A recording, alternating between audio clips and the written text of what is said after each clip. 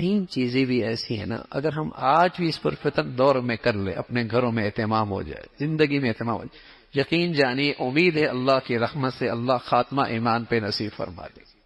پورا دین نہیں ہے، لیکن یہ تین چیزیں ایسی ہیں بہت سارے فتنوں سے اس سے حفاظت ہوگی۔ پہلی، نماز بڑھیا، نماز بڑھیا، جماعت کے ساتھ ہو، نوافل کے ساتھ ہو، سنن کا اہتمام ہو، نماز بڑھیا ہو، اپنی نماز کو بڑھیا کیجیے۔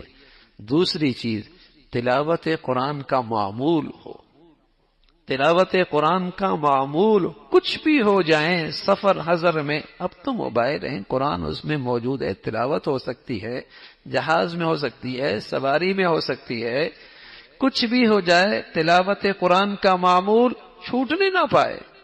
اور تیسری چیز میرے عزیزو، اپنی ذات سے کوشش کریں میری ذات سے کسی کو تکلیف نہ ہو، میری ذات سے کسی کے ساتھ ناانصافی نہ ہو، کسی کی حق تلفی نہ ہو۔ یہ آخری درجے کا اخلاق ہے، آخری درجے کا اخلاق۔ میری ذات سے کسی کو تکلیف نہ ہو، زیادتی نہ ہو، ناانصافی نہ ہو، ظلم نہ ہو، اپنی ذات سے۔ دل بھی مسلمانوں کے لیے صاف رکھیں، اعضاء اور جوارح کو بھی اہتمام سے استعمال کریں کہ اس سے کسی کو تکلیف نہ ہو۔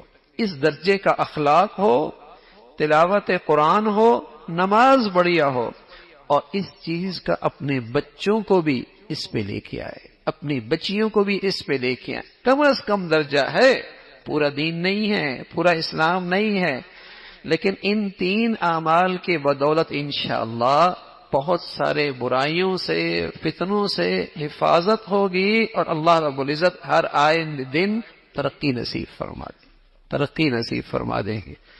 تو اللہ سے مانگا جائے کہ اللہ رب العزت ہمیں ان کا اس پہ استقامت نصیب فرمائے، اور جو کچھ کہا سنا اللہ عمل کی توفیق نصیب فرمائے۔